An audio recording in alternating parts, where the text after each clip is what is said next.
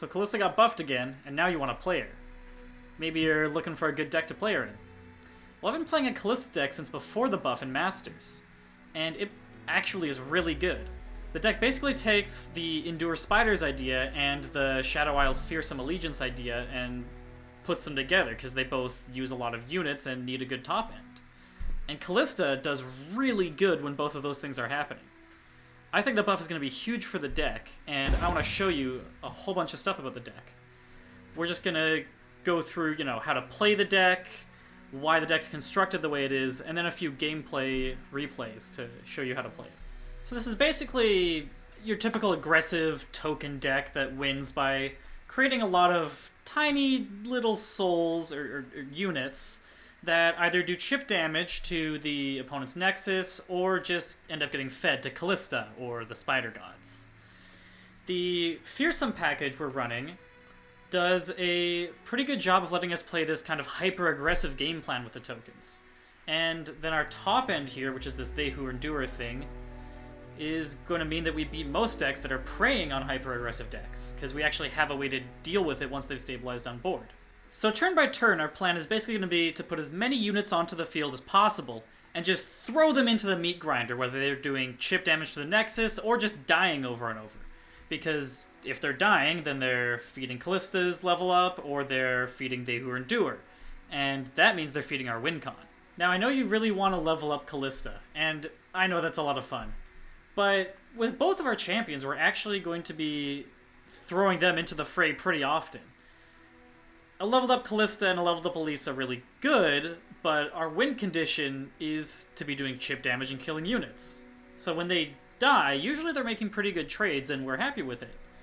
In fact, one of the best things about Kalista, and I think especially post-buff, is that the opponent kind of has to kill it, and that means they'll waste way more removal on it than they should. So with that leaves us on the construction of the deck. This one almost builds itself once you know that we have to curve early because we're doing this aggressive Fearsome thing, and we want to include just as many units as possible. So the first thing that means is we play Crawling Sensation and Hapless Aristocrat as 3-ofs. It's really easy to turn on Sensation, and then we just got 2 cards that create 2 souls each to feed to the Spider Gods. The Spider Gods in this case being They Who Endure, non-Spider, non-Shadow Isles card, but ignore that. We run every good Fearsome card we can get our hands on. For us, that means obviously the champions, Kalista and Elise, which are just independently powerful, but win the game when they flip pretty much. Then you want to run the Mist Wraith and Wraithcaller package, because we're so heavily in Shadow Isles anyways, and despite Wraithcaller's nerf a couple patches ago, it's still just crazy good. And after that, we've just got the Spider Fearsomes, Skitterer and Arachnoid Horror, which is great because they fit both of our packages perfectly. On the other hand, there's some Fearsomes that we don't run. Fresh Offerings intuitively is something you want, because 3 allies dying in a turn is pretty easy to do, but it's just not worth the inconsistency. Like, Vile Maw is strong, not that strong. On the opposite end, Iron Harbinger. I don't know why a 2-attack unit has Fearsome. Nobody should be afraid of this unit. It hits like a limp noodle. And then everything else is too expensive. And yeah, I'd include Scuttlegeist in too expensive, because even though the cost starts to go down pretty quickly, again, we're an aggressive deck. We want to be curving a 5-5 on like turn 4 or 5, but in fact it usually gets played a little later. And even then, Wraithcaller is almost always a better play. So then you look at Glimpse Beyond being sort of an auto-include, Vile Feast just being a really incredible all-around card. It's a 1 damage ping, it's a heal for 1, which isn't usually relevant, but it's also a body that we get to feed to the Spider Gods. Beyond that, we don't really need to run any interaction, though. Like I said, this is an aggressive deck. It just wants to just run full force into the opponent. Our units needing to be blocked is our interaction. Brood Awakening is obviously core. It creates 3 bodies and buffs all of our spiders. It's just the dream card. I don't know why this got buffed to 5 mana. After that, that just leaves us with our win cons. These 7 cards here. We do want to run 7 because we don't usually win games without playing one of these cards. And then we split it this 2-3-2 kind of way, because the unit win con, They Who Endure, we want like every game. I'd run like 4 or 5 of these if I could. If you play out 2 of them, it's not a big deal. That's just 2 huge monsters that you need a way to deal with. And outside of like Detain and Purify and Will of Ionia, people aren't really running ways to deal with this. So that just leaves us with these two win cons, the Atrocity and the Battle Fury.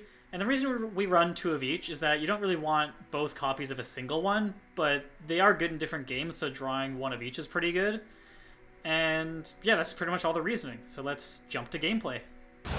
So this is a tournament match I played in a small community tournament that the /r/Runeterra mods hosted. They do like a circuit in their Discord you can join, and this is just like a weekly thing. I'm up against Windmage, who's like a high-level Masters player playing this Bannerman deck that you see on the ladder a lot. And you see it in tournament lineups a lot too, because it's kind of just the best Demacia deck. I ended up getting like a pretty good hand to start with. You know, we have this like 2-3-4 curve. And I decided to throw back one of the Kalistas, because having a second one doesn't do a whole lot in your opening hand. And I get back a They Who Endure, which is really good, because having this big trampler is just, like, amazing to have in this matchup. So we see right away in our first attack turn here on turn 3, because we don't play anything on turn 1 usually, I decided to go for the open attack instead of developing Kalista. The reason I do that is because I'm a little bit worried about Fiora, basically. You know, if I play it out and they have 3 mana up to the Prismatic Barrier still, this attack becomes, like, a lot worse. You know, I trade a Kalista for a barrier, which I'm not really happy about, and the Fiora gets a tick. You're covered. But it turns out they don't have the Fiora in their opening hand, and we're going to. At this point, I just play out my Wraithcaller, using up like all of my mana, because I don't have any fast speed plays that I'm not really interested in like threatening any, because kind of the strongest thing they can do here is like play like a Fleet Feather Tracker or something like that to like challenge another unit, or what they end up doing right here, which is playing the Riposte on Kalista.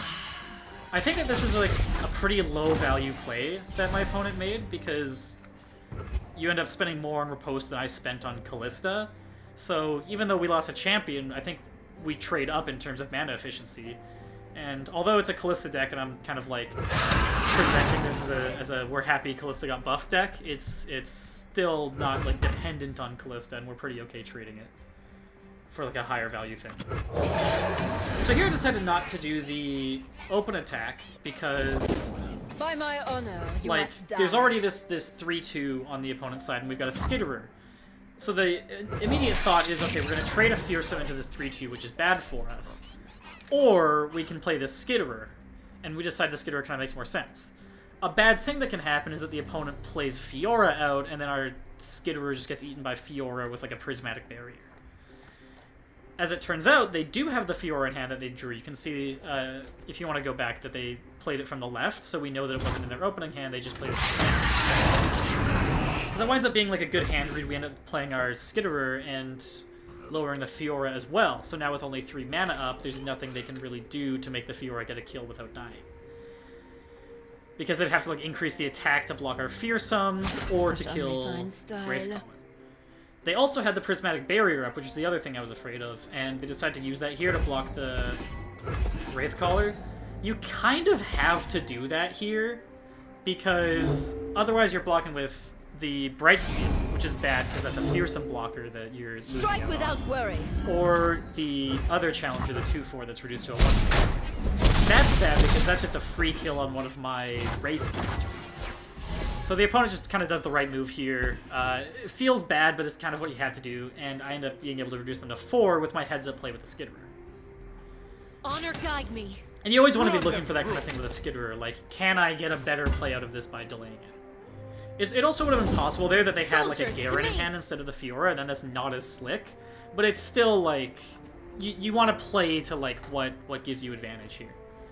So in this situation, the opponent has played Cithria, and Bannerman deck always attacks when they play the Cithria in their hand, because it's just like a huge value swing for them. I think it's absolutely correct to do this here. You get to pull 2 challengers that are going to get buffed +1/+1, remember?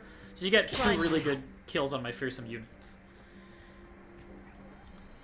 The thing is, though, that because I know they're going to attack, I'm able to take this bluff pass. I obviously want to play here, but I don't have any really good plays into a full board. I've got, like, Kalista, which then dies to their 2/4 challenger, which is going to become a 3/5, and that's just an excellent trade for them. Or I play one of my multi-unit plays, and then something Lizard, or I play this Aristocrat that I don't really want to play. Or at least I'm not sure I want to play yet. So then we go into this situation. Wraith Caller is just kind of like not a good card once it's already been summoned. You know, it doesn't have Fearsome, and this is a lineup where the opponent has a blocker that can't block Fearsome, so it's just a lower value card. So we're going to trade it into Bright Steel, and then just decide to let Cithria whack us for 6. You know, people say in a card game that health is a resource. This is what they're talking about. I use my health knowing that I'm not going to run out, and just don't lose a unit. We're kind of thinking at this stage in the game that with the opponent having 4, we're probably winning, like, next turn. You know, the Cithria is still going to be alive when we win, probably. So we feel pretty good about not cheating and just having more attackers for next turn. That egg. Did it move? Having only 2 units up and both of them being spiders, Brood is the obvious play, and then that lets us play the Aristocrat on top. I must get out of here. And then we're swinging with a full board here, and you see why I say this deck is such a good, like, token swarm deck. Brood especially lets us just be, like, filling our boards so often. The opponent thinks really hard here about how to maximize their value with the block because they have a Detain in hand. And this is, again, the correct play for the opponent. You block the 2-1 so Cithria doesn't take too much damage, and then detain the stronger unit. So there's nothing I can do to, like, buff it out of damage range or anything like that. And the opponent's just going to take 3 damage here, staying alive with 1. So this is the block now. The attack goes through an Everything I've worked to 1, like I said. Just wanted to show you before moving on. And it puts us in a position where now, again, we have only 2 units. And you think that's bad because I just lost all of my units. But no, this deck is crazy. I get to play my 4 mana, 2-unit card and my Kalista, and suddenly I have a huge board again. So then we pass over, and the opponent is able to play... So the second Cithria is normally kind of scary, and we need to think about playing out Are They Who Endure to block. But in my head, I'll run through what this attack's going to look like and realize that no matter what, we are going to survive with this board state. The reason is, you'll see right away here, again, we were able to throw our 4-3 under the bus, and then our other 4 damage hit to the block Cithria. That leaves Cithria at only 1 health, and then we're going to be able to ping it with our Vile Feast later. This gives us space to now play a 10-10 They Who Endure instead of an 8-8. Which is why I wanted to wait on playing it. Now it's just like a better unit than it was before. With only 1 health on the opponent's side and not a whole lot of counterplay, that doesn't really matter. Like, the opponent's only playing out right now because they don't see Are They Who Endure pretty much.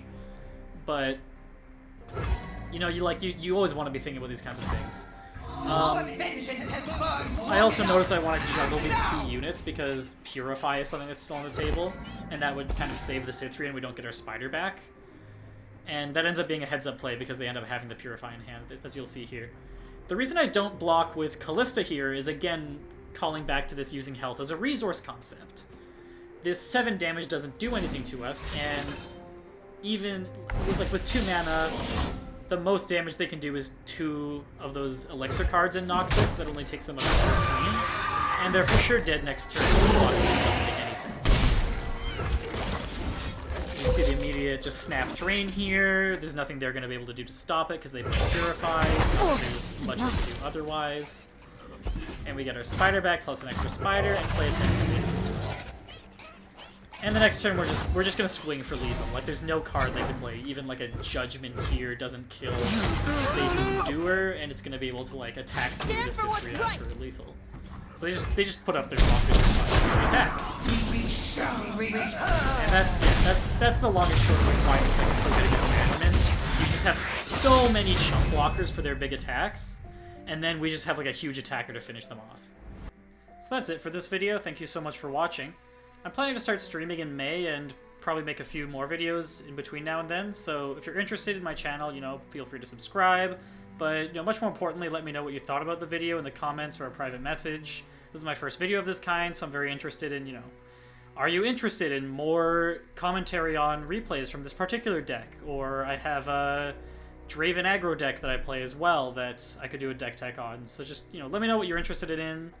And yeah, I hope to see from you, and thanks so much for watching.